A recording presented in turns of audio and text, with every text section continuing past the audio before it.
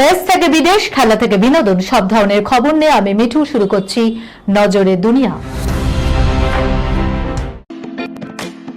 Lake view হাসপাতাল, সময় অসময় সব সময় আমাদের পরিষেবা modular OT, paediatric surgery, plastic surgery, general surgery, neuro surgery, urology, gastroenterology, gynaecology, orthopaedic, ENT, chest সমস্ত অভিজ্ঞ চিকিৎসকদের দ্বারা চিকিৎসা করা হয়। সর্বোন্নত আইসিইউ, এইচডিইউ, প্যাথোলজি, সমস্ত রকমের USG, CT scan, X ray, FNAC, biopsy, tapping. শুধুমাত্র আমরাই পারি স্বল্প মূল্যে অত্যাধুনিক প্রযুক্তির চিকিৎসা, কলকাতা ও হায়দ্রাবাদের বিশেষজ্ঞ চিকিৎসকদের সুপরামর্শ, নিজস্ব ফার্মাসিতে 20% ছাড়ে ওষুধ, প্রতি রবিবার প্রসূতি মায়েদের বিনামূল্যে ইউএসজি পরিষেবা। ঠিকানা লেক ভিউ হাসপাতাল, লালদিঘি মোহনা বাসস্ট্যান্ডের পিছনে, বহরমপুর, মুর্শিদাবাদ। আমি সাধারণ মানুষ, প্রথম বার্তা মুখ্যমন্ত্রী বিজয়ের ঘোষণা, বিনামূল্যে বিদ্যুৎ থেকে নারী সুরক্ষা বাহিনীর।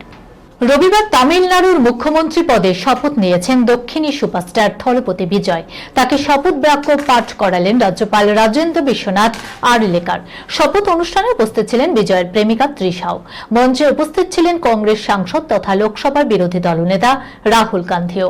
এদিন সকালে শপথ নিতে বিজয় পৌঁছে যান চেন্নাইয়ের জওহরলাল নেহেরু ইন্ডোর স্টেডিয়ামে। তার পরনে ছিল সাদা শার্ট, কালো ব্লেজার এবং কালো ট্রাউজার। বিজয় পৌঁছাতেই উচ্ছ্বসিত হয়ে পড়েন সমর্থকেরা।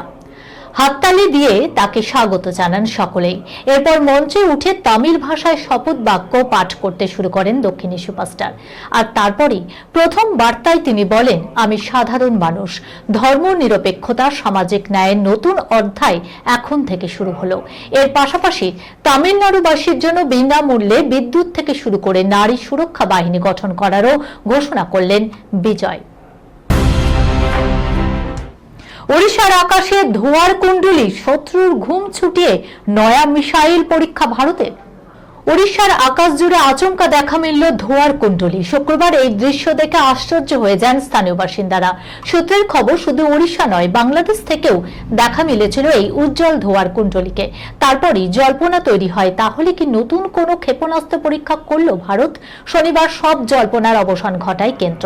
প্রতিরক্ষা মন্ত্রকের তরফে নিশ্চিত করা হয়, শুক্রবার ওড়িশার চাঁদিপুরের ডক্টর এপিজে আব্দুল কালাম দ্বীপ থেকে MIRV ক্ষমতা সম্পন্ন একটি উন্নত অগ্নি ক্ষেপণাস্ত্রের সফল পরীক্ষা করেছে ভারত।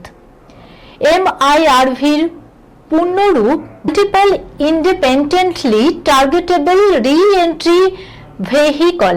সহজ ভাষায় এটি এমন এক উন্নত ক্ষেপণাস্ত্র প্রযুক্তি যেখানে একটি মাত্র মিসাইল একাধিক ওয়ারহেড বহন করতে পারে। উড়ানের মাঝপথে সেই ওয়ারহেডগুলি আলাদা হয়ে গিয়ে ভিন্ন ভিন্ন লক্ষ্যবস্তুতে একসঙ্গে আঘাত হানে। সম্প্রতি ওই পরীক্ষিত ক্ষেপণাস্ত্রটিতে একাধিক পেলোড ব্যবহার করা হয়, যেগুলিকে ভারত মহাসাগরীয় অঞ্চলের বিস্তীর্ণ এলাকায় ছড়িয়ে থাকা বিভিন্ন লক্ষ্যবস্তুর দিকে নিশানা করে পাঠানো হয়েছিল। গধূলি বেলায় কোনো ক্ষেপণাস্ত্র উৎক্ষেপণ করা হলে অত্যন্ত উচ্চতায় তৈরি হওয়া গ্যাসের দীর্ঘ রেখায় সূর্যের শেষ আলো প্রতিফলিত হওয়ার ফলে উজ্জ্বল হয়ে ওঠে। ফলে অন্ধকার নামতে থাকা আকাশে চোখ ধাঁধানো ছবি দেখা যায়। ক্ষেপণাস্ত্র উৎক্ষেপণের উড়ান চলাচলে নিষেধাজ্ঞা জারি করা হয়েছিল। নিষেধাজ্ঞা জারি হয়েছিল বঙ্গোপসাগরের উপর প্রায় 3560 কিলোমিটার বিস্তৃত এলাকা জুড়ে। হলিউডে অভিষেক দিশা পাটানির। কোন সিনেমায় দেখা যাবে বাগি 3 নায়িকাকে? দেখুন, দিশা পাটানি পর্দায় যার উপস্থিতি উষ্ণতা ছড়ায়, সুন্দর কোমরের ঝলকানিতে শিহরিত হয় দর্শক হৃদয়। হট অ্যান্ড বোল্ড লুকে সমাজ মাধ্যমেও উষ্ণতার পারদ ছড়ান টাইগারের প্রাক্তন দিশা পাটানি। বলিউডের একাধিক ছবিতে কাজ করে ইন্ডাস্ট্রিতে পাড়ি দিশার। বলিউড থেকে হলিউডের উদূর দৌড়ে দীপিকা প্রিয়াঙ্কার সঙ্গে জুড়ে গেল দিশার নামও। আন্তর্জাতিক মঞ্চে দিশার অভিষেকে খুশির হাওয়া বি টাউনেও। অ্যাকশন থ্রিলার ফ্র্যাঞ্চাইজি স্ট্যাটিগার্ডস ভার্সেস হোলিগার্ডস সাগার প্রথম ভাগ দ্য পোর্টাল অফ ফোর্সের মাধ্যমে নতুন জার্নি শুরু গ্ল্যাম ডিভা দিশা পাটানের।